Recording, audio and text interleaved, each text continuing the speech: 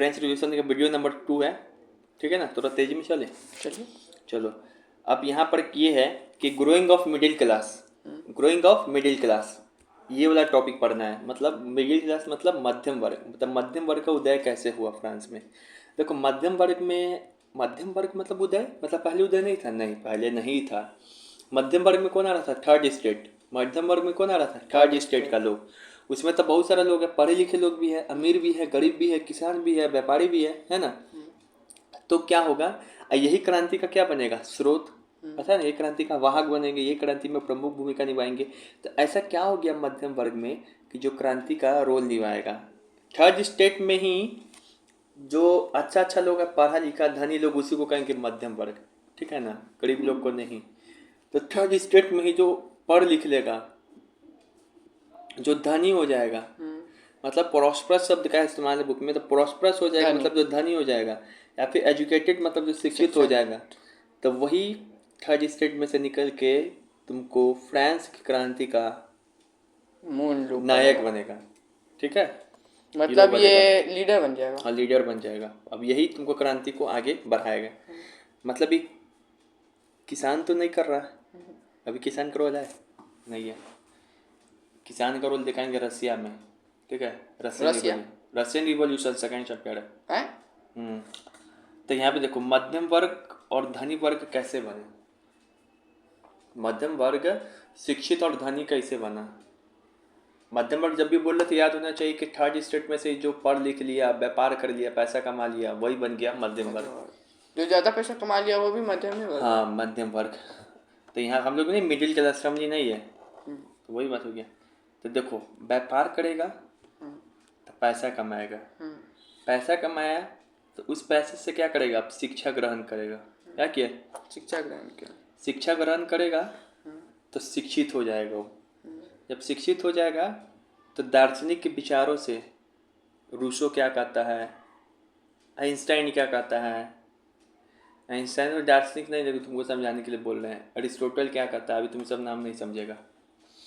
ये सब क्या कहता है, दार्शनिक मतलब जो समाज में, जैसे कि हम लोग के लिए दार्शनिक कौन हो गया अभी, जैसे मान समझ जाओ खान सर हुए हैं, विकास विकृति, तो उसका बात समझे, तो उसके विचार से क्या होगा, प्रभावित होगा।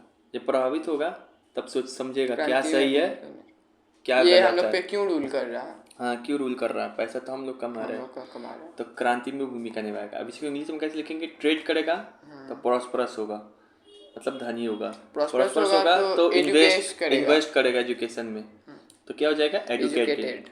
एजुकेटेड हो जाएगा तो इन्फ्लुएंस होगा किससे, भाई फिलोसफर। फिर play important role in revolution, ठीक है। तो ये हो गया। अब आते हैं यहाँ पे, अब तुमको वो तो ढांचा था, अब बताते हैं डिटेल में। और देखो growing of middle class, middle class कैसे ग्रो हुआ, एक ग्रोइंग ऑफ मिडिल क्लास। तो जब ओल्ड रिजिम था फ्रांस में, ओल्ड रिजिम मतलब समझ में आ रहा है ना, लेट 18th सेंचुरी, बिफोर 1789। तो इस समय क्या हो गया, एक इमरजेंस हुआ, उदय हुआ नया सोशल ग्रुप का, जिसको बोला गया मिडिल क्लास। जो थर्ड स्टेट था, जो थर्ड स्टेट मतलब मिडिल क्लास, थर्ड स्टेट समझ जाओ, मिडिल क्लास को ना बराबर नहीं बोलेंगे, वो क्या हो गया, एजुकेटेड हुए और प्रॉस्परस हुए। अब ये प्रॉस्परस कैसे हुए, धनी कैसे बन गए, धनी लिखा गया, धनी कैसे बन गई ये। तो देखो इसमें कौन कौन था, मर्चेंट, लॉयर, ट्रेडर, ये सब क्या बन गया, धनी बन गया, कमा कमा के। कैसे कैसे कमाया ये सब, by overseas trade and manufacturing of goods. जो फ्रांस जो है वो व्यापार करता था अपने उपनिवेशों के साथ, अमेरिका के साथ व्यापार कर रहा है यहाँ के व्यापारी, तो उस पैसे से कमा कमा के क्या बन गया, प्रॉस्परस बन गया, धनी बन गया। तो धनी कैसे बन गया समझ में आ गया ना, कैसे बना धनी, बाय ओवरसीज ट्रेडिंग, समुद्री व्यापार से। एक देश से दूसरे देशों के बीच में जो ट्रेड होता है समुद्री, उसको बोलते हैं ओवरसीज ट्रेड। अब एजुकेटेड कैसे बनेगा, ज्ञानी कैसे बने, तब become educated and believed in. Educated तो बन ही गया इन्वेस्ट करके, और किस में विचार रखने लगा, क्या क्या में विचार रखने लगा। जब एजुकेटेड हुआ तब अभी तो कोई शब्द पूछेगा, ये शब्द पूछता है, क्या क्या में विचार रखने लगा। ये जो फ्रांस का मध्यम वर्ग है, कैसे कैसे विचार रखा शिक्षित होके।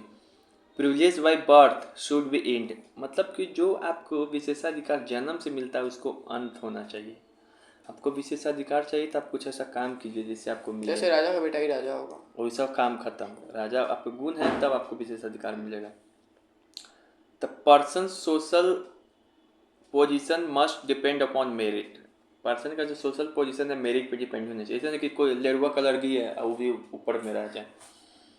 थर्ड स्टेट में उसको होना चाहिए जो लेडुआ है, चाहे वो लड़की चाहे नोबिलिटी हो चाहे खुद थर्ड स्टेट का लोग हो। Society should be based on the freedom and equal law for all. Society ऐसा बनना चाहिए सारों जो के लिए फ्रीडम equal- मिले और सारों को इक्वल राइट्स दे। इक्वल। पूछता है सब याद होना चाहिए, ठीक है।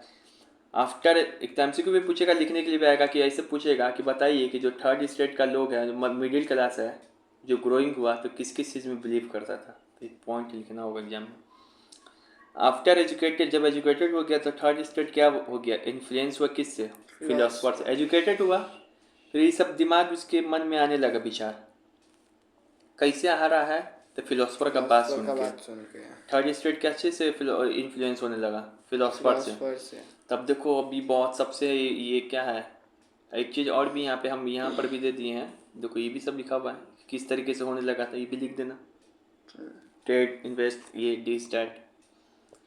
अब फिलोसफर से किस तरीके से प्रभावित हो गए लोग, फिलोसफर क्या क्या विचार दिया है पता है। फिलोसफर से किस तरीके से प्रभावित हुआ, पहले कमाया फिर शिक्षित हुआ फिर फिलोसफर का बात जाना फिर उसके बाद आवाज़ उठाएगा, आवाज क्रांति कर दिया। तब फिलोसफर का बात मतलब दार्शनिक का भूमिका क्या चीज़ था फ्रेंच रिवॉल्यूशन में, वो जानना है। तो रोल ऑफ फिलोसफर कहाँ पे, in French revolution. French revolution में दार्शनिक का क्या भूमिका था, वो मध्यम वर्ग को इन्फ्लुएंस किया, मिडिल क्लास को इन्फ्लुएंस किया अपने विचारों से, अपने बुक से कुछ ना कुछ कहा होगा। एकदम ये सब याद होना चाहिए, एक एक लाइन जैसे लिखा गया है। तो इसमें बहुत सारा दार्शनिक था, जैसे कि जॉन लॉकी। कौन कौन दार्शनिक थे यहाँ देखो, एक है जॉन लॉकी, फिर एक है रूसो, फिर एक है मॉन्टेस्क्यू, फिर एक है वॉल्टियर। तो पूछ देगा ऐसा 5-6 दार्शनिक दे देगा और कोई दार्शनिक दे देगा, जैसे कि सैमुअल एडम्स। पूछेगा इसमें से कौन सा फिलोसफर फ्रेंच के रिवॉल्यूशन में अपना भूमिका नहीं निभाया था, हाथ पकड़। अभी तक लग रहा है, बाद में बहुत कंफ्यूज होगा, क्योंकि एक है लुइस ब्लांक और भी है रॉबर्ट ओवेन, ये सब रशियन रिवॉल्यूशन का है, ठीक है। तो याद रखना है कि इसमें कौन कौन फिलोसफर था। बताओ कौन कौन था फिलोसफर जो फ्रेंच के रिवॉल्यूशन में भूमिका निभाया। एक तो जॉन लॉकी, मॉन्टेस्क्यू, वोल्टेयर, ठीक है ना, रूसो और वोल्टेयर, ठीक है। LM RB. अब इस सब का बुक का नाम याद रखना है, सब कौन कौन सा स्टेटमेंट दिया है वो भी याद रखना है, क्या बोला, ठीक है ना। तो पहला आते हैं हम लोग, जैसे कि जॉन लॉकी, इसके बुक का नाम है two treaties of government. Government क्या ट्रीटीज दिया, ठीक है ना, उसके ऊपर। चलिए यहाँ देखो, जॉन लॉकी क्या है, पूछेगा कि जॉन लॉकी क्या है, तो फ्रेंच के रिवॉल्यूशन में अपना भूमिका निभाया। इसका बुक का नाम क्या चीज़ था, टू ट्रीटीज ऑफ गवर्नमेंट। अब हमको याद कैसे रहेगा भैया, लंबे समय के लिए तो कुछ ट्रिक बनाना होगा। तो लॉकअप में कौन रख देता है, गवर्नमेंट रख देता है, तो इसे याद रखेंगे। टू ट्रीटीज ऑफ गवर्नमेंट किसके बुक का नाम है, लॉकी का। ये क्या बोला, sought to refute the doctrine of divine and absolute right of monarchy. पूछेगा ये लाइन कौन बोला था, ऐसे ही देख के। इस लाइन का मतलब हुआ sought to refute the doctrine of divine and absolute right of the monarch. इसका डिवाइन मतलब क्या होता है और डॉक्ट्रिन मतलब क्या होता है, सिद्धांत। डिवाइन मतलब होता है दैवीय, मोनार्क मतलब होता है राजतंत्र। मतलब इसका मोटा मोटी ये जानना चाहो कि राजा का दैवीय सिद्धांत, क्या बोलना चाह रहा है, राजा का दैवीय सिद्धांत। राजा जो अपने आप को दिखाता है कि मैं ही भगवान हूँ, मैं ही राज्य हूँ, ये सब बकचोदी नहीं चलेगा। इसके खिलाफ था कौन, जॉन लॉकी। तो पूछेगा डॉक्ट्रिन ऑफ डिवाइन के अगेंस्ट कौन था, डॉक्ट्रिन ऑफ डिवाइन के अगेंस्ट जॉन लॉकी।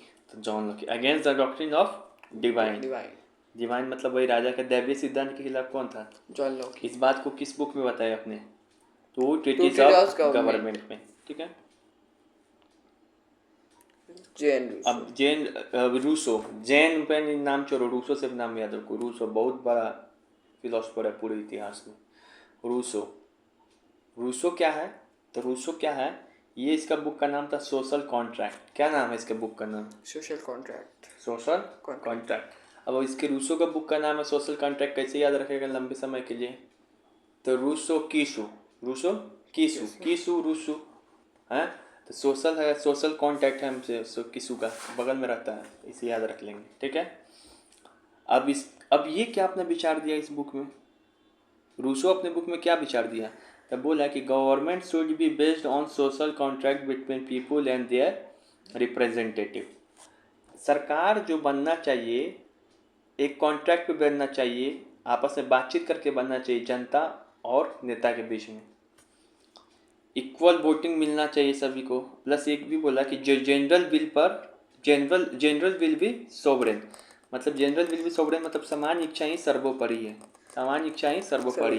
जनता का जो इच्छा है वही सबसे ऊपर है, आपको अपने मन से कुछ नहीं करना है। तो रूसो क्या बोला? जनरल विल बी सोवरेन और the government should be based on the social contract of किस पे? जनता, पीपुल एंड देयर रिप्रेजेंटेटिव। इसके बुक का नाम था क्या? Social hierarchy, social contract. Contract. Social hierarchy हम इंडियन में आ गए। अब यहाँ पे देखो मॉन्टेस्क्यू। अब मॉन्टेस्क्यू तीसरा है, फ्रेंच रिवॉल्यूशन में जो भूमिका निभाएगा। मॉन्टेस्क्यू क्या बोला? इसके बुक का नाम था spirit of law, spirit of law. अब याद कैसे रखेंगे? तो स्पिरिट ऑफ लॉ किसके बुक का नाम है? तो मॉन्टेस्क्यू को। तो कैसे याद रखेंगे? मॉन्टेस्क्यू से याद रखो माउंटेन ड्यू। अब माउंटेन ड्यू देखने में कैसे लगता है? स्प्राइट जैसा लगता है। तो स्पिरिट ऑफ लॉ किसके बुक का नाम है? Mountain Dew. ऐसे ही याद रखो। अब ये अपने क्या दिया, लग रहा है ना एकदम एट से अलग है। इतना में तो पूरा पटक दिया हम लोग को। अभी शुरुआत है चैप्टर। अब इसका देखो मॉन्टेस्क्यू क्या है, अपने बुक में क्या दिया था बात? Divine power. ये division of power within government, मतलब शक्ति के पृथक्करण का सिद्धांत दिया। बोला सरकार के 3 अंग होता है ना, कार्यपालिका, न्यायपालिका, लेजिस्लेटिव, एग्जीक्यूटिव, जुडिशियरी। तो मोनार्क क्या करता है? तीनों काम खुद करने लगता है, वही बन जाता है सब चीज़। मैं ही राज्य हूँ, मतलब तुम ही कार्यपालिका हो, तुम ही न्यायपालिका हो। तो कौन बोला था? लुइस 14, ठीक है ना। तो उसके खिलाफ बोलता है ये सब नहीं चलेगा। लुइस 14 है ना, अमेरिकन रिवॉल्यूशन का है, वहाँ का विचारक यहाँ पर प्रेरित कर रहा है। लुइस 14 ही सबसे पहले दिया था। इसका विचार भी हम लोग आज अपने भारतीय कॉन्स्टिट्यूशन में लिए हैं, लुइस इसका मॉन्टेस्क्यू का। तो स्पिरिट ऑफ लॉज नामक बुक में बोलता है कि पावर का क्या होना चाहिए? डिवीजन होना चाहिए। शक्ति पृथक्करण का सिद्धांत कौन दिया? मॉन्टेस्क्यू। मतलब ये बोलता है कि कार्यपालिका अलग होना चाहिए, न्यायपालिका अलग होना चाहिए, जुडिशियरी अलग होना चाहिए। एक और है जिसका नाम है वोल्टेयर। क्या नाम है? वोल्टेयर। वोल्टेयर का बुक तो नहीं है हमारे एनसीईआरटी में दिया हुआ, ठीक है ना, कहीं खोजे ऐसे इधर उधर भी तो उसमें भी नहीं था। लेकिन एक बात कहता है, expose the defect of church, expose the defect of church, society and monarchy, expose the defect of church, society and monarchy. Although he was not in the favor of democracy, he was supporter of monarchy, should be in dress. ये पूरा line बोला था, इतना पूरा line याद भी रखना होगा। मतलब ये बोला तो क्या लिखा हुआ है, इसका मतलब ये हुआ, हिंदी में भी लिख दिए हैं, भले ही ये चर्च एक्सपोज किया किसको? चर्च को, सोसाइटी को, मोनार्की को। भले ही मतलब चर्च को, वहाँ के समाज का जो डिवीज़न है, वहाँ का मोनार्की जो राजतंत्र है उसके खिलाफ बोला, उसका कमियाँ गिनाया, इसमें ये कमी है। लेकिन फिर भी ये नहीं बोल रहा है कि वहाँ पे लोकतंत्र आ जाना चाहिए, डेमोक्रेसी आना चाहिए। बोला ठीक है कमी है, लेकिन इसी में सुधार करके अभी भी किसके फेवर में हो? मोनार्की के फेवर में। यहाँ पे ये पूछेगा घुमा के, इसमें से कौन सा फिलोसफर मोनार्की के फेवर में है? वोल्टेयर। सब तो मोनार्की के फेवर में नहीं है। वोल्टेयर लेकिन बोल रहा था मोनार्की के फेवर में है। तो राजतंत्र के फेवर में कौन है? कौन बोलेगा? वोल्टेयर। कैसे याद रखेंगे? वोल्टेयर का वोल्टेज हाई हो गया, हाई है, हमें तो अभी भी राजतंत्र के ही समर्थक में है। बोलता है कि अब इसको याद कैसे रखेंगे इतना बड़ा स्टेटमेंट को?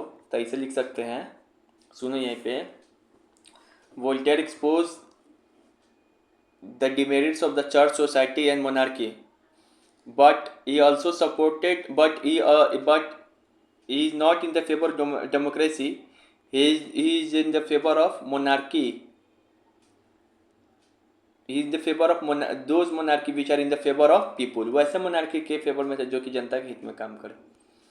तो चार वो जो था फ्रेंच रिवॉल्यूशन में ऐसा ऐसा बात बोल के जनता को क्या किया, मोह लिया, मोटिवेट किया, जनता जाना कि हाँ शक्ति पृथक्करण का सिद्धांत होना चाहिए, मतलब पावर का सेपरेशन होना चाहिए। कौन बोला था? मॉन्टेस्क्यू अपने स्पिरिट ऑफ लॉ नामक बुक में। फिर बोला कि गवर्नमेंट को सोशल कॉन्ट्रैक्ट पर बेस्ड होना चाहिए था। कौन बोला? रूसो बोला, ठीक है ना, अपने सोशल कॉन्ट्रैक्ट नामक बुक में। फिर बोला वोल्टेयर को कि राजतंत्र में सुधार करने की ज़रूरत है। कौन बोला? वोल्टेयर, राजतंत्र के फेवर में सुधार करने की ज़रूरत है। फिर उसके बाद बोला ये, इसके बाद कौन बोला? लॉकी बोला क्या कि राजा का दैवीय सिद्धांत नहीं होना चाहिए, against the doctrine of divine of monarchy, divine power of monarchy. कौन बोला? लॉकी। याद हो गया, बहुत सारी चीज़ें याद ही हो गया, तो ऐसे ऐसे बोला, ठीक है। अब देखो ये जो बोला इम्पैक्ट क्या पड़ा, ये जो इनलाइटमेंट लोग हैं, इनलाइटमेंट मतलब क्या होता है? बुद्धिजीवी। इम्पैक्ट ऑफ इनलाइटमेंट या फिर फिलोसफर आइडियाज ऑन पीपुल, मतलब प्रबोधन या फिर फिलोसफर के विचार का प्रभाव क्या पड़ा फ्रांस की जनता पे। तो इनके आइडियाज़ को डिस्कस करने लगा लोग, कहाँ पे? सैलून में। ये विचार कहाँ पर होने लगा? न्यूज़पेपर में छपने लगा, बुक में सोशल कॉन्ट्रैक्ट निकाल के पढ़ रहा है, कोई स्पिरिट ऑफ लॉ निकाल के बुक पढ़ रहा है, कोई जॉन लॉकी का टू ट्रीटीज ऑफ गवर्नमेंट निकाल के बुक पढ़ रहा है। फिर growing middle class for revolution, इससे प्रभावित हुआ ना growing middle class for revolution. The people start questioning on monarch, लोग क्या किए? मोनार्की पे सवाल उठाने लगे। People believe in the privilege should be and by the birth, privilege must be based on the merit. समझ में आ रहा है? तो ऐसे भूमिका निभाया।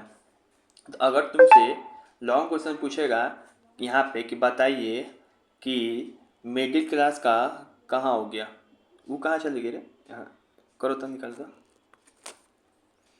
ऐसा नहीं ना है, इसी का नहीं सीखिए। यहाँ पे पूछेगा कि मिडिल क्लास ग्रो कैसे हुआ, तो बताएंगे, पहले इसे लिख के बता देंगे, फिर उसके बाद बताएंगे क्या कि कैसे मिडिल क्लास कौन था, ये सब बता दिए। फिर ग्रो कैसे हुआ, धनी कैसे हुआ, शिक्षित कैसे हुआ वो जाने। फिर फिलोसफर के विचार से प्रभावित कैसे हुआ, फिर फिलोसफर का क्या रोल है तो ये लिखेंगे। फिर फिलोसफर कैसे प्रभावित किया वो लिख देंगे, इम्पैक्ट क्या पड़ा। समझ में आ रहा है? अब आइए फिलोसफर पढ़ लिया, अब इस पर सवाल। How did the growing middle class become prosperous? Prosperous मतलब धनी कैसे बन गए मिडिल क्लास, कैसे बने थे धनी? ओवरसीज ट्रेड करके, तो ए, ठीक है ना। अब उसके बाद जो है यहाँ पे सवाल पूछ रहा है, जो थर्ड स्टेट है वह एजुकेटेड प्रोफेशन ये सब था इसमें, इसके बारे में बताइए कौन सा स्टेटमेंट सही है। जो थर्ड स्टेट में ये लोग थे, लॉयर सब पढ़े लिखे ये लोग थे, ये सब बताइए कि इसके बारे में क्या है।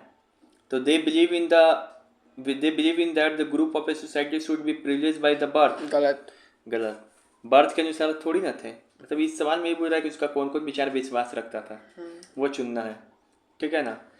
तो they believe that no group in the society should be, सही तो है, नो तो लिखा हुआ, अच्छा नो लिखा हुआ। A person social position must depend upon his merit, हाँ मेरिट के अनुसार पे पर्सन का सोशल प्रिविलेज मिलना चाहिए, ठीक है ना। ऐसा सोसाइटी बनना चाहिए जो कि इक्वालिटी फ्रीडम ये सब मिलना चाहिए, बात भी बोला था। They were educated therefore they were given equal voting of right. Voting of right नहीं देगा अभी, वोटिंग ऑफ राइट तो नेशनल असेंबली के बाद ना, अब बाद में देगा। अब plus voting of right equal मिलेगा भी नहीं, सिर्फ महिला को नहीं मिलेगा, बाकी सबको मिलेगा, उसमें भी सबको नहीं मिलेगा, पहले धनी लोग को मिलेगा जो टैक्स पे करता था। तो इक्वल राइट वाला बात नहीं बोल रहा वोटिंग राइट के, ठीक है ना, सही फंसाएगा एग्जाम में, वो बाद में है। ABC, तो ABC ये लोग किस में विचार रखते थे, देखो कितना खतरनाक ऑप्शन मिला हुआ, तो ये नहीं है, गलत। Third state voting equal right में विश्वास नहीं कर रहा था, ठीक है ना। अब यहाँ पे देखो बोल रहा है कि जो कौन सा ऐसा फिलोसफर है जो डॉक्ट्रिन ऑफ डिवाइन के खिलाफ है। कौन बोला था डॉक्ट्रिन ऑफ डिवाइन मतलब राजा के दैवीय सिद्धांत के खिलाफ? कौन है? लॉकी, ठीक है ना। लॉकी खा के बोला रॉकी, टू ट्रीटीज ऑफ गवर्नमेंट, लॉकी गवर्नमेंट क्या कर देगा, तो डिवाइन पावर। फिर बोलो स्पिरिट ऑफ लॉ किसका है? मॉन्टेस्क्यू का। इसमें क्या बताया था मॉन्टेस्क्यू, क्या बताया था? शक्ति पृथक्करण का सिद्धांत, सॉरी, सोशल कॉन्ट्रैक्ट तो रूसेल बताया रूसो था। रूसो। हाँ। एंड फिर यहाँ पे ये सवाल है, यहाँ पे देखो क्या है सवाल, the idea of philosopher we discuss in intensively by in the salon. हाँ, सैल्यून में इन लोग का विचार नहीं होने लगा था, डिस्कस होने लगा, लोग बैठ बैठ के पढ़ रहा थी। बात सही है, किसका? फिलोसफर का विचार फिलोसफर लोग का। डिस्कस करने लगा। This were frequently read all in the group benefit those who could not read and write. हाँ, इनका विचार इतना तेज़ी से फैलने लगा कि जो लोग मतलब नहीं पढ़ सकता है, नहीं समझ सकता है, सैल्यूट में ही बात सुन ले रहा है, उसके विचार से प्रभावित हो जा रहा है, जो दूसरा कोई बोल रहा है, डिस्कस हो रहा था। ये भी दोनों सही है। फिर यहाँ पे बोल रहा है टू ट्रीज ऑफ गवर्नमेंट किसका बुक है? ट्रूटी लॉकी। लॉकी का। अब यहाँ पे देखो एक चीज़ है, यहाँ पे ये एक्स्ट्रा है, तुमको बता दे रहे हैं हम, ठीक है ना। ये बिहार बोर्ड का दिया हुआ है, इसमें बता दे रहे हैं एक चीज़ ऐसे, बाकी सब चीज़ तुम्हारे बुक का है, ये नहीं है। तो हम बता दीजिए, कुछ नहीं करना, मतलब ये बोलेंगे कि यहाँ पे ये चीज़ बता रहा है कि जो वर्ल्ड में हो रहा था और इफेक्ट, उससे भी फ्रांस के जनता को क्या मिल रहा था? प्रेरणा स्रोत मिल रहा था। याद रखेंगे कि 1688 में इंग्लैंड में ग्लोरियस रिवॉल्यूशन हुआ था, तो उसका इफेक्ट भी किस पे पड़ रहा था? फ्रेंच रिवॉल्यूशन पे, वहाँ की जनता को। फिर अमेरिका का हम तो बता ही नहीं तो है बुक में कि अमेरिका का वहाँ जनता क्या चल लिया, अमेरिका क्या बन गया था? गणतंत्र, रिपब्लिक बना था पूरी दुनिया में सबसे पहला, जब वहाँ का रिवॉल्यूशन हुआ। तो वहाँ की जब सेना वहाँ का जब करा दिया गणतंत्र, उसको बना दिया, तो सोचा अपना देश में क्यों नहीं करा सकते हैं। तो ग्लोरियस रिवॉल्यूशन का इफेक्ट पड़ा था 1688 में, और एक अमेरिकन रिवॉल्यूशन का। तुमसे ही पूछ सकता है अमेरिकन रिवॉल्यूशन का इम्पैक्ट पड़ा था? हाँ। जा, कहाँ चले गए?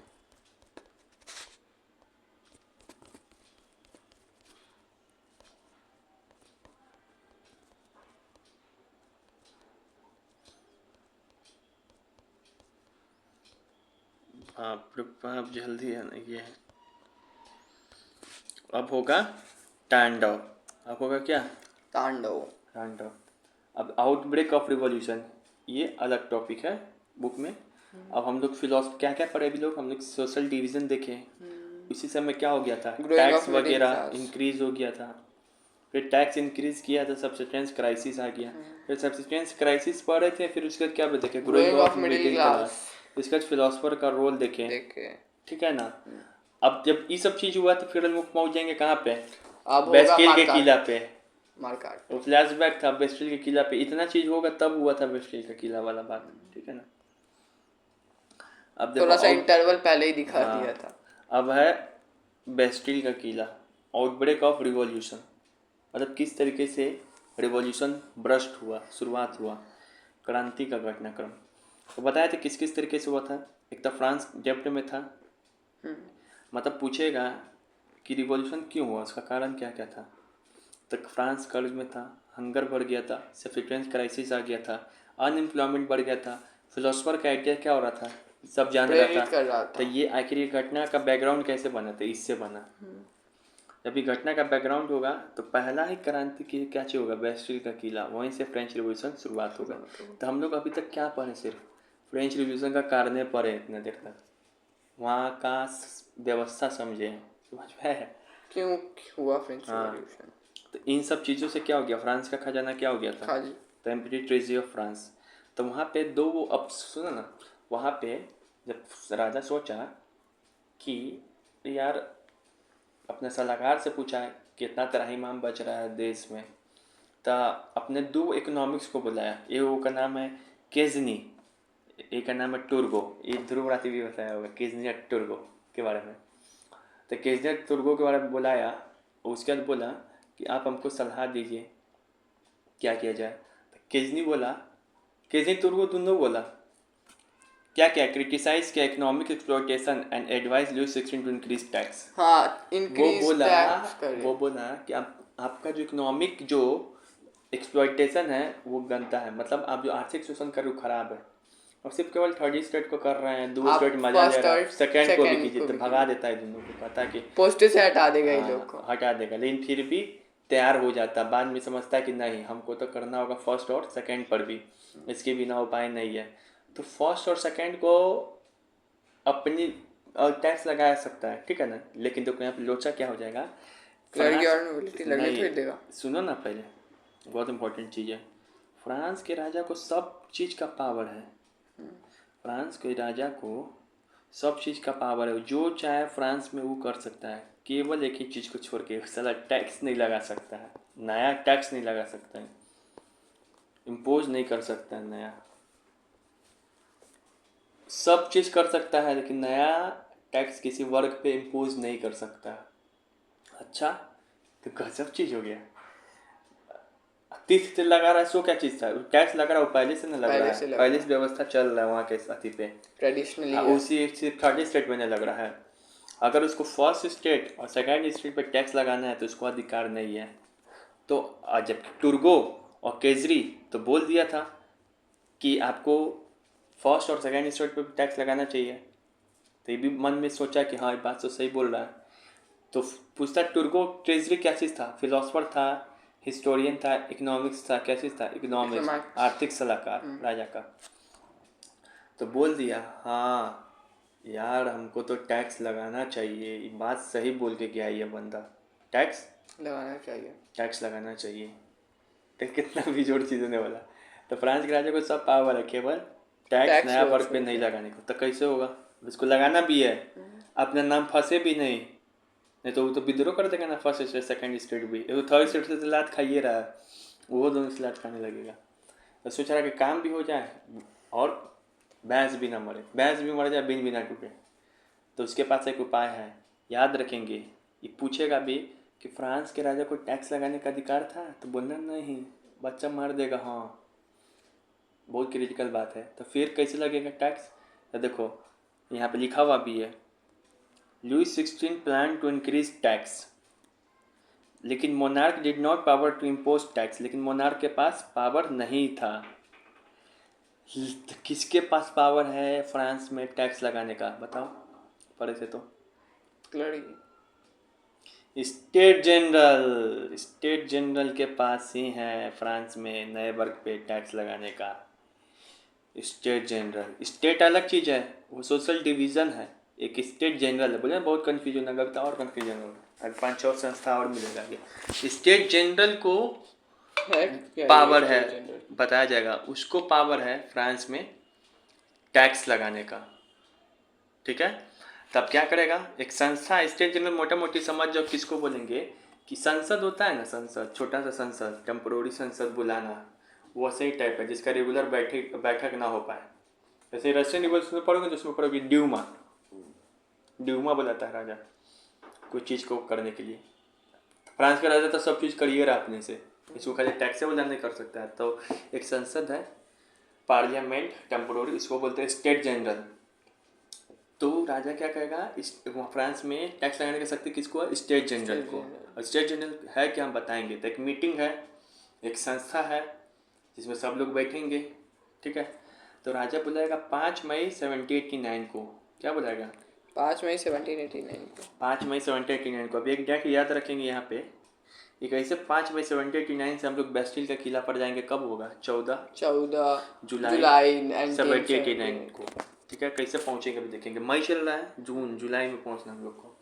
तब 5 मई को बुला लिया, तो क्या करेगा राजा, बुलाएगा यहाँ पे, राजा बुलाएगा। तो 5 मई 1789 Louis 16 call a meeting of state general, मतलब पूछेगा कि राजा कब बुलाया था स्टेट जनरल का बैठक, 5 मई 1789। क्यों, टैक्स इम्पोज करने के लिए, न्यू टैक्स इम्पोज करने के लिए। अब यहाँ पे तुमको नहीं समझ में आ रहा है कि स्टेट जनरल क्या है, तो स्टेट जनरल तुमको बता रहे हैं क्या है। तो स्टेट जनरल के बारे में यहाँ पे बताया कि स्टेट जनरल क्या है, पॉलिटिकल बॉडी है, क्या है, पॉलिटिकल बॉडी, राजनीतिक संस्था है, ठीक है।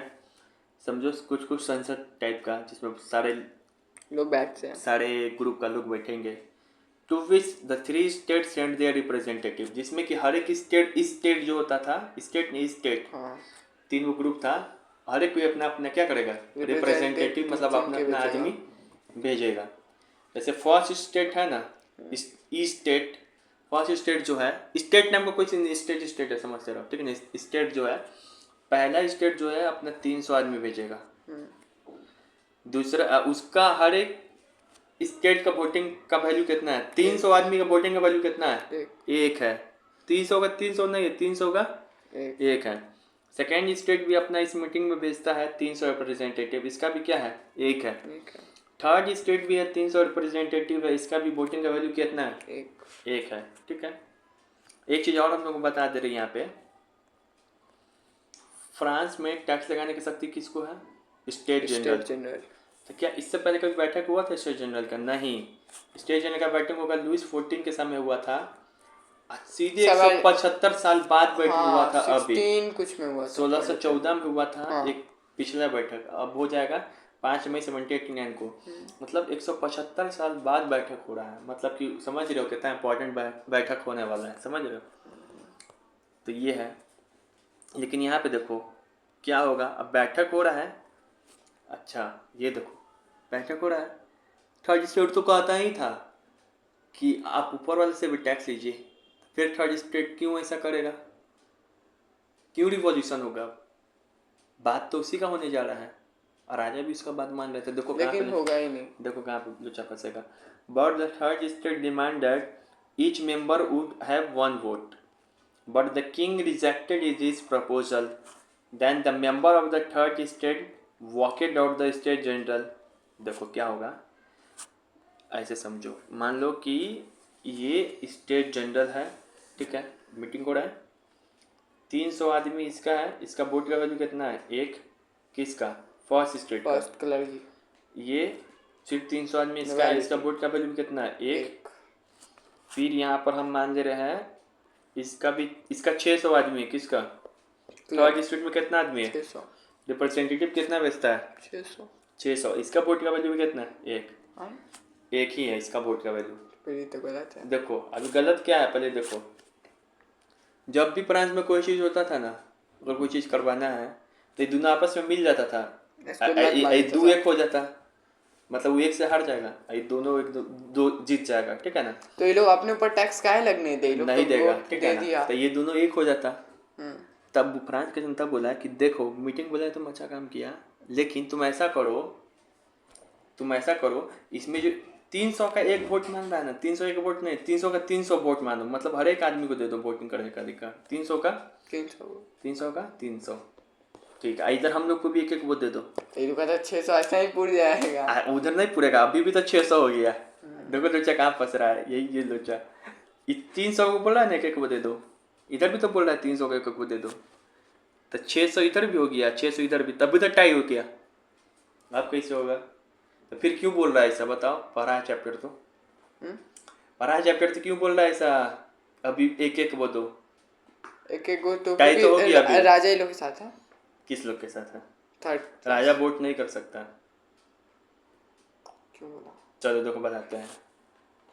जो चर्च का तो छोड़ दो, 300 का 300 चर्च करे, सॉरी, जो कलरगी है चाहे नोबिलिटी है, तो सब ये सब अपने भी इस व्यवस्था से खुश नहीं थे, ये लोग चाहते थे, ये लोग के सपोर्ट में इसी में आएगा मीरे अब्बेसियाज, मीरा बाऊ जो था नोबल फैमिली का था, और अब्बेसियाज आएगा कलरगी फैमिली का, और ये थर्ड स्टेट को सपोर्ट करेगा। ऐसा बहुत सारा लोग था जो थर्ड सेकंड फोर्थ स्टेट में था, लेकिन सब कोई तो नहीं गलत हो सकता है ना, देख सकते गलत हो रहा था, समझ रहा था गलत हो रहा है, तो उसके सपोर्ट में भी था, तो सोचा कि 600 तो हम ऐसे पूरा ही लेंगे, गलती से भी एक दो वोट उधर इधर हो जाएगा, अब तो होना ही है, तो हम लोग जीत जाएंगे, अपना बात मना लेंगे।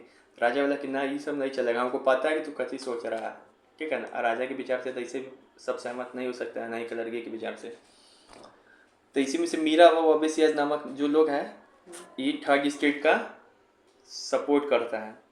तो ये मीटिंग क्या हो गया स्टेट जनरल का भाग, तो यहाँ से सवाल पूछेगा, अच्छा अभी पहले सवाल छोड़ो पहले, बाद में तो उसके बाद फिर होगा क्या, वहाँ से निकल के उठ गए मीटिंग में से, तो 20 जून 1789 को ये लोग क्या करता है, टेनिस कोर्ट में शपथ लेगा। पहले तो राजा के हॉल में शपथ लेने वाला था, लेकिन राजा हॉल बंद कर दिया, लेकिन 20 जून 1789 को टेनिस कोर्ट में ओथ लेता है। पूछेगा टेनिस कोर्ट ओथ क्या है, कब हुई घटना, 20 जून को, 20 जून 1789 को, 14 जून तो वो फिर वर्षाई तोड़ दिया है क्या, ना जून जुलाई में ना पगला, अभी सुनते रहो पहले, 20 जून 1789 को ये लोग शपथ लिया। कौन शपथ लेता है यहाँ पे, थर्ड क्लास, थर्ड स्टेट नहीं, थर्ड स्टेट का जो रिप्रेजेंटेटिव होता है 600 वो शपथ लेता है, पूरा लेता है लेकिन मेनली वो रोल निभाएगा। उन लोग कहता है the representative of third state declare themselves a national assembly. उन लोग अपने आप को संसद बना लिया। जैसे स्टेट जनरल था, बोला कोई स्टेट जनरल नहीं है, अब नेशनल असेंबली होगा। अपने आप को क्या घोषित किया? संसद, नेशनल असेंबली। संसद घोषित किया। कहाँ पे? ग्राउंड ऑफ वर्साइल, वर्साइल में ही जगह था, टेनिस कोर्ट के यहाँ पे खेलते थे, वहीं पे शपथ ले लिया। टेक ए ओथ, क्या चीज़ का ओथ लिया? कि हम लोग ऐसा का संविधान बनाएंगे कि जिससे राजा का शक्ति कम कम हो होगा। जाए। कसम खाया है 2 चीज़ का, हम लोग ऐसा संविधान बनाएंगे जिससे राजा का शक्ति कम होगा। और अपने आप को क्या घोषित किया था ये लोग? National assembly. नेशनल असेंबली कब? 20 जून 1789 को, ठीक है ना। तो यहाँ पे लिखा हुआ है take a oath to drafted a constitution for France, ठीक है ना, that would limit the power of monarch. अपने आप को नेशनल असेंबली घोषित किया, घोषित करके कसम खाया हम, और क्या किया, हम ऐसा संविधान बनाएंगे जो राजा की शक्ति कम करेगा। राजा बहुत उड़ रहा है, ठीक है। अब यहाँ पे देखो जो थर्ड स्टेट था, जब थर्ड स्टेट कहाँ पे कसम खाया था? 20 जून 1789 को। टेनिस ओट की घटना उसी को बोलते हैं। अपने आप को नेशनल असेंबली घोषित किया और संविधान बनाना था। अपने आप में आंदोलन शुरू किया कि नहीं किया? अब इस आंदोलन को कोई नहीं तो कोई लीड करेगा। तो जो थर्ड स्टेट जो था उस आंदोलन को कौन लीड किया था? लिखा किसके नेतृत्व में एकत्र हुए ये लोग? नेशनल असेंबली किसके, कोई नहीं तो कोई हेड होगा इसका। आंदोलन का नेता कौन बना? अब 600 लोग बैठा था तो 600 लोग थोड़ी ना नेता बन जाएगा, उसमें से कोई 2 बनेगा। एक क्यों कोई बन सकता है, लेकिन 2 नेता बना। एक बना मीरा बाऊ, एक है अब्बे सियाज। अब देखो मीरा बाऊ अब्बे सियाज, ये मीरा बाऊ था ना, ये नोबल था। हाँ, तो वही ना बोले सेकेंड स्टेट का था, लेकिन ये फिर भी थर्ड स्टेट के सपोर्ट में आके नेता बन गया। अच्छा काम कर रहा, अच्छी बात है। अब्बे सियाज जो है लड़की था, एक लड़की फैमिली में था, ठीक है ना। तो इस मीरा बाऊ सेकेंड स्टेट का, अब्बे सियाज फर्स्ट स्टेट का था। लेकिन जब मीरा बाऊ था ये अगेंस्ट था क्या? फीडरल प्रिविलेजेस। फीडरल प्रिविलेजेस मतलब बताया ना, सामंतवादी विशेष अधिकार, जमींदारी वगैरह के विरोध में, ठीक है ना। और ये सपोर्ट करता था क्या? हाँ, ये सपोर्ट किया। तो पूछता है कि ये टेनिस ओट की घटना के बाद जो थर्ड स्टेट या नेशनल असेंबली का कौन हेड बना? अब्बे सियाज और मीरा बाऊ। नेशनल असेंबली जो थर्ड स्टेट के द्वारा बनाया गया 20 जून 1789 को, उसका हेड कौन बना था? मीरा बाऊ और अब्बे सियाज। मीरा बाऊ कौन था? बॉर्न हुआ था नोबल फैमिली में। किसके अगेंस्ट था? इसका विचार अपना कैसे था? फीडरल प्रिविलेज के खिलाफ। ये क्या अपने एक बुक फिर उसके बाद लोगों को अपने बारे बताया और उसके बाद भीड़ इकट्ठा किया कहाँ पे? वर्साइल में। अब्बे सियाज का क्या रोल है? तो ये बॉर्न हुआ था प्रिस्ट फैमिली में और एक कौन सा बुक लिखा? व्हाट इज थर्ड स्टेट, तीसरा स्टेट क्या है? ये बुक कौन लिखा था? फर्स्ट अब्बे सियाज। इसी में लोगों को अपना विचार देके बताया, ठीक है। अभी देखो अभी क्या हो रहा है यहाँ पे, कहाँ चले गए हम लोग? ये अभी हम लोग क्या समझे कि क्या समझ रहे थे? ये नया टैक्स इम्पोज करना था राजा को। तो उसके लिए क्या किया? 2 इकोनॉमिक्स का सलाहकार लिया था। किसका किसका? क्वाजनी और ट्रेजरी नाम का आदमी था। इन दोनों को सस्पेंड कर दिया, लेकिन फिर भी अप्रत्यक्ष रूप से इसी का बात माना। नया टैक्स इसको इम्पोज करना था राजा को। तो क्या बुलाया? स्टेट जनरल का बैठक बुलाया। स्टेट जनरल का बैठक कब हुआ था? 175 ईयर्स बाद। पहला बार हुआ था 1614 में, लास्ट टाइम फिर हुआ 5 मई 1789 को। सर 5 मई 1789 को राजा तीनों स्टेट के रिप्रेजेंटेटिव को बुलाया, उसी को बोलते हैं स्टेट जनरल, जिसमें पहला का था 300, दूसरा का भी था 300, तीसरा का था 600 आदमी। सभी को एक एक वोट का अधिकार था, लेकिन ये जो थर्ड स्टेट था ये बोला कि सभी रिप्रेजेंटेटिव को एक एक वोट दो। But third state demand all representatives should have a value of 1 vote, ठीक है ना, मेंबर ऑफ 1 वोट। लेकिन राजा क्या किया? इसके बात को नहीं माना। क्या किया राजा? इसके बात को नहीं माना, रिजेक्ट कर दिया। बट राजा did not accept the demand of third state and third state walked out from state general. Third state कहाँ से आ गया? बाहर आ गया स्टेट जनरल। इंग्लिश में भी लिखना आना चाहिए इतना, वॉकेड आउट फ्रॉम स्टेट जनरल। और उसके बाद क्या हुआ? कौन सा घटना होता है? टेनिस ओट की घटना। अब कब होता है? 20 जून 1789 को। वहाँ पर क्या होता है? Representative of third state take a oath and declare themselves as a national national assembly, assembly. अपने आप को क्या घोषित करता है, नेशनल नेशनल असेंबली, एंड कसम खाता है take oath to drafted a constitution which limit the power of monarchy, Monarchy. और कसम खाता है कि ऐसा संविधान बनाएंगे जो मोनार्की को क्या करे, लिमिट पावर कर दें। उसके बाद फिर क्या होता है, तो थर्ड स्टेट का जो नेशनल असेंबली है उसका लीड कौन करता है, मीराबाऊ और अबिसियास। मीराबाऊ कौन था, नेवल फैमिली का। अबिसियास कैसा का फैमिली का था, क्या था, क्लर्की का। और मीरा और अबिसियास अपना बुक निकालता है, कौन, व्हाट इज थर्ड स्टेट, उसमें बताएगा। और ये किसके खिलाफ था, मीराबाऊ अगेंस्ट प्रिविलेज ऑफ फीडबल सिस्टम, ठीक है। अब जब ये सब हो गया, यहाँ तक हो गया, समझ में आया जा। जब ये हो गया तब उसके बाद माहौल तो तैयार है, राजा बात नहीं माना तो राजा के खिलाफ जाएगा कि नहीं जाएगा ये लोग। तब यहीं पे एक अगला टॉपिक है सिटीजन वर्सेस किंग। यही है सिटीजन वर्सेस किंग, मतलब कि वेस्टाइल की घटना। यहीं से फ्रांस का क्रांति आरंभ हो गई, जहाँ से चैप्टर हम लोग शुरू किए थे आज।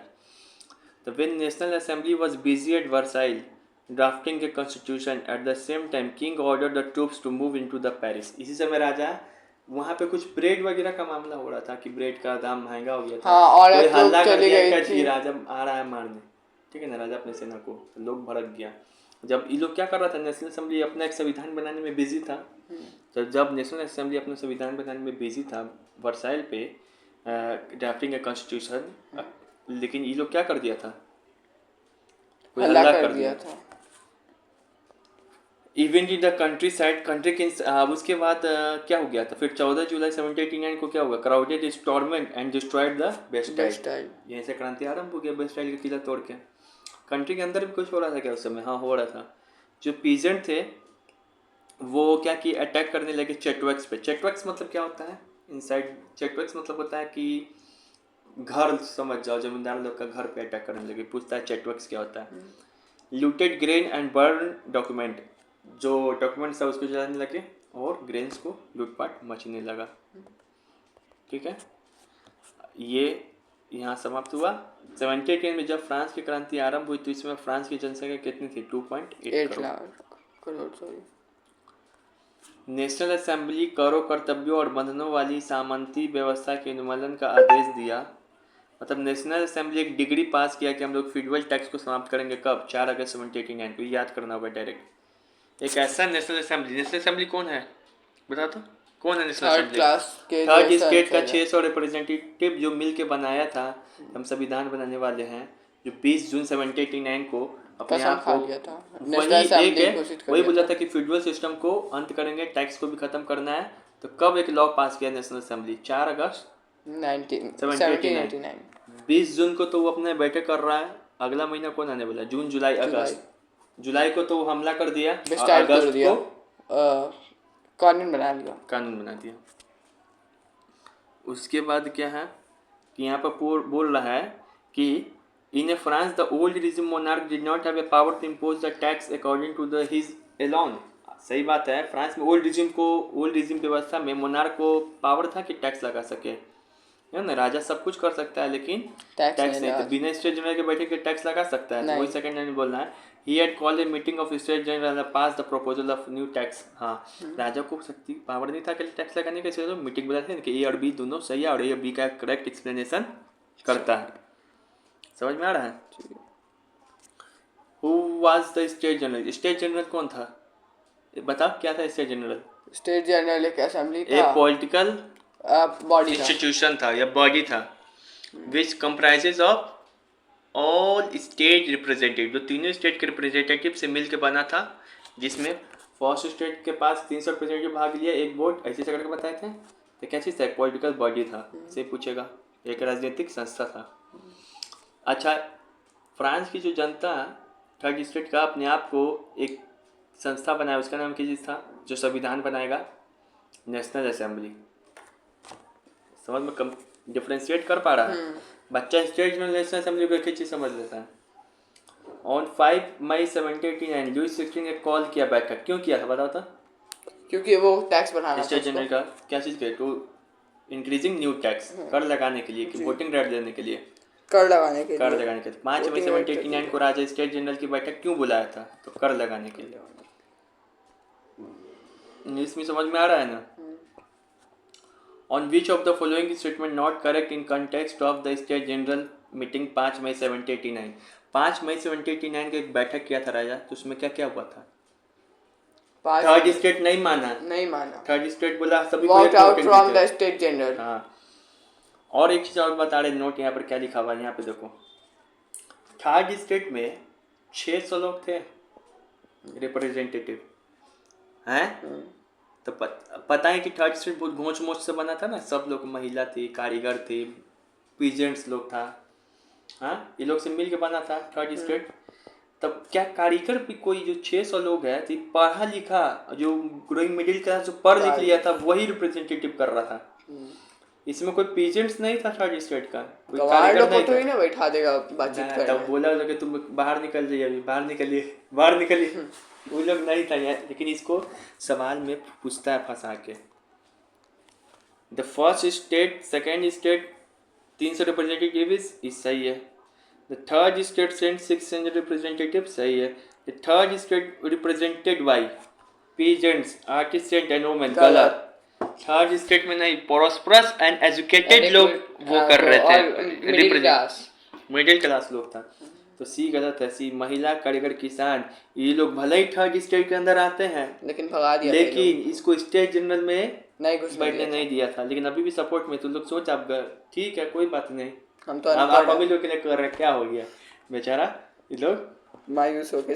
लेकिन कहा कोई बात नहीं, हम लोग को क्या, हम लोग को तो कर लगवाने से मतलब है, तू लगवाओ चाहे हम लगवाओ, अपने को बस पानी निकालना है। तो सी गलत है।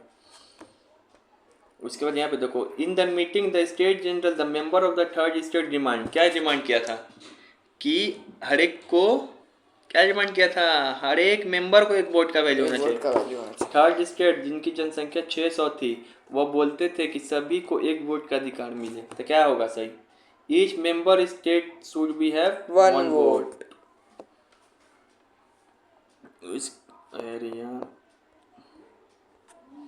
अब यहाँ पर क्या है, फ्रांस में नेशनल असेंबली क्यों आहूत की गई, मतलब नेशनल असेंबली को क्यों बुलाया गया था? फ्रांस में नेशनल असेंबली क्यों बुलाया गया, क्यों बनाया गया? ये मिडिल क्लास को, ये थर्ड क्लास को उभारा जा सके।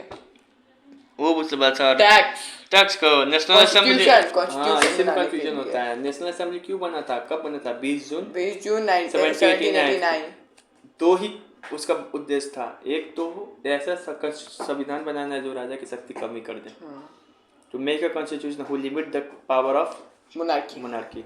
और दूसरा क्या चीज था, declare themselves as a national assembly. तो फ्रांस का संविधान बनाने के लिए ताकि राजा की शक्ति सीमित कर दे, ठीक है ना। कि ऐसा था कि सम्राट कि राजा को राजगद्दी छुड़ा के भगाने के लिए, ऐसा नहीं कि बोल रहे कि तू बन दो शक्ति लेकिन कमी करेंगे, तू बैठा रहा। अभी भी लोग के दिमाग में रिपब्लिक वाला ख्याल नहीं आया था। सही बात। चलिए यहाँ पे देखो और कहाँ गया। 20 जून को वर्साई के तीसरे स्टेट का प्रतिनिधित्व का नेतृत्व कौन किया? मतलब कि वर्साई में हुआ था टेनिस वोट की घटना। 20 जून 1789 को नेशनल असेंबली बनाया था ए बी मीरेबाव और अब्बेसियाज, जो फर्स्ट और सेकंड स्टेट से निकल के ये लोग किया था, चला आया था। हाँ चलो अब यहाँ पर हम लोग आते हैं। टेनिस कोर्ट की शपथ कहाँ हुई थी? वर्साई में। कब ली गई थी? 20 जून 1789 को। और इसी समय दो चीज हुआ था, नेशनल असेंबली अपने आप को घोषित किया और कॉन्स्टिट्यूशन बनाने का शक्ति लिया।